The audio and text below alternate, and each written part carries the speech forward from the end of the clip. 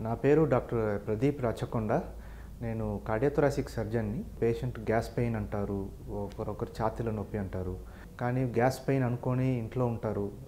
చాలా లేట్‌గా తర్వాత రియలైజ్ అయ్యి అప్పుడు వచ్చినప్పుడు చూస్తే అది గుండెకి సంబంధించిన పెయిన్ అయ్యుండొచ్చు. చాలా అడ్వాన్స్డ్ స్టేజ్‌లో వస్తారు.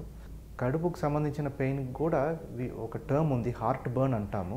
ఎప్పుడంటే మనకు యాసిడ్ ఇప్పుడు ఆహారం తీసుకున్న తర్వాత యాసిడ్ రిఫ్లక్స్ అవుతుంది, పైన ఇట్లా వస్తుంది మన ఫుడ్ పైప్‌లో అన్నప్పుడు ఇక్కడ మంట రావచ్చు. దాన్ని హార్ట్ బర్న్ అంటాము. అంటే ఇప్పుడు మనకు ఆల్రెడీ రిస్క్ ఫ్యాక్టర్ ఉంది, మనకి హార్ట్ ప్రాబ్లం ఉంది, షుగర్ ఉంది, బీపీ ఉంది అన్నప్పుడు ఆ pain is more likely related to cardiac than gastric pain.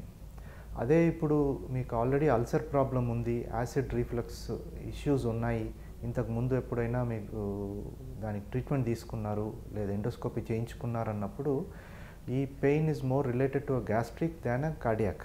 ఇప్పుడు అల్సర్ ప్రాబ్లం ఉంది, అసిడిటీ, ఈ రీఫ్లక్స్ వల్ల వచ్చే పెయిన్ అయితే మీరు పడుకున్నప్పుడు పెయిన్ పెరుగుతుంది, లేకపోతే తినిన తర్వాత ఈ రీఫ్లక్స్ పెరుగుతుంది. సమ్టైమ్స్ అల్సర్ ప్రాబ్లం ఉన్న వాళ్ళకి మిడ్ నైట్లో సడన్గా పెయిన్ అనిపించవచ్చు. అప్పుడు వాళ్ళు కొంచెం ఆహారం తీసుకున్న తర్వాత or any liquids, milk are juice తాగిన తర్వాత పెయిన్ తగ్గుతుంది. సో ఇదంతా గ్యాస్ట్రిక్ కాజ్, కార్డియాక్ సంబంధించిన పెయిన్ కాదనేది మనకు తెలిసి వస్తుంది.